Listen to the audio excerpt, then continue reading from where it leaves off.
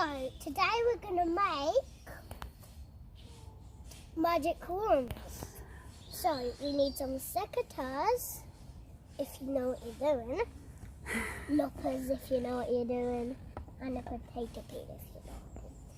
And they're going to know what they're doing because we're going to show them. And a stick. And a stick. Where did we get the stick from? A living tree. A living tree. So we were very careful and used our loppers to cut this lovely piece of elder, which was in the little hidden wood at the back of our house. And you also need a knife if you know what you're doing. Only if you know what you're doing. A very sharp knife. Yeah, this is very dangerous, and you'll only use it if you've been. You could show them the blade if you're careful. This is the blade. Okay, and it's always kept in its little holster, isn't it? In its sheath. And where does the knife get kept? In a box that's locked that no children can get. Brilliant. So okay. I have to say 87 on this. Don't give the code away. Bodhi, is there anything else we need for our magic wands? Is there any more equipment?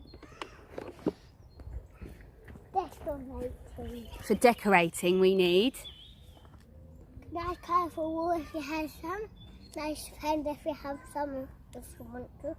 And if you want to decorate. And feathers if you want to decorate. Some feathers that we found. You could decorate it with lots of other things because we might go around later, mightn't we, and find some nice flowers or something.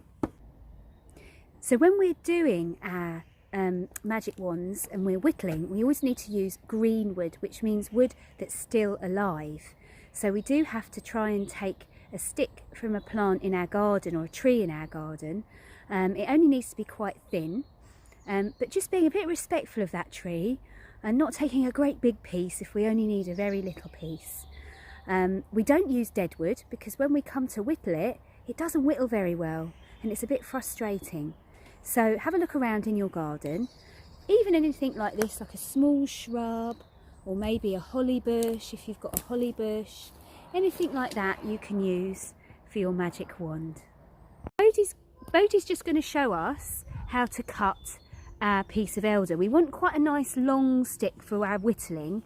So we're going to open the jaws of the secateurs as wide as they will go, and then we're going to squeeze the handles together. We're going to keep the jaws nice and upright. I'm going to hold on to the stick as well, which will help. And if you find it's a bit of a struggle, Bodhi's right up on there, look. It's really hard work. You could turn your secateurs sideways, sorry, your loppers, and press the handle down as hard as you can. Loppers, that's it. Oh, it's hard. Maybe we could get someone in to help, like Daddy. Should I go on this one? You go on that one. But you're pushing me away. Here it goes. Yay! We did it. Could you show everybody your wand? So we now have a really nice magic wand ready for the next stage. Hello there. What we're doing, we're whittling with our potato peelers, aren't we, Bo? And we're always to make magic wands. To make the magic wands, and we're always going away from ourselves. And we make quite nice. These are quite nice and satisfying. They can sometimes be used as kindling when they dried out. But we just always away from yourselves, and then you're turning it around, and you can get a nice scrape like that. And we're scraping all the way up. It's going close. So look at that. That's really nice and satisfying. And what's underneath? Once we've taken the bark off, Bo, what's underneath? What's underneath here? It's like the bones. It's a bit like the bones of the tree. That's the skin of the tree. Yeah. And do you think, Andy, could you show us the blade on the potato peeler? Because a lot of people... Go on then, Bo. Yeah. So a lot of people think the blade of a potato peeler is the edge here, but it isn't. The sharp bit, if you turn that over, Bo, the sharp bit is here. So these little bits. So if Andy just demonstrates for me, so when if I you try to do it like that, yeah, not very good. Not very good. Get the bottom bits.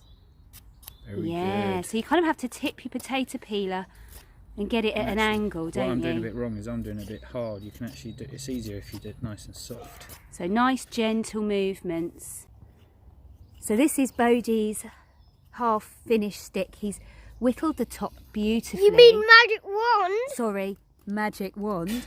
And he's drawn some beautiful magic stars on there with his pens. I'm going to show you mine because I did a little pattern on mine. If you're a bit older, you might be able to whittle some stripes on your stick, on your wand, sorry. So see how you go. So we're going to decorate ours now with our pens, and Bo's going to use, what are you doing in there, Bodhi? I'm going to use a knife to chop this. Yeah, and what are you doing with the wool? I'm going to put a feather through it when I've wrapped it round. Oh, okay, cool. Well, I look forward to seeing that in a minute. So Bodhi's put some of this wool around his stick, and now he's starting to tuck things into the stick, and he's using, what are you using first? Feather. Are you going to go and find some more things to stick in your stick?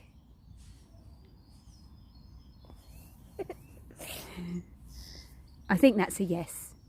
So he's going to go off and look round the garden to find some more beautiful things to add to his stick, and I'm going to do the same thing. The boys are off now looking around the garden for things to add to their magic wands. What are you going to find, do you think? Going to pick some daisies. Yeah, I might pick a daisy. Cool. Oh, look at my daisy. Let's have a look. What's happened to your daisy?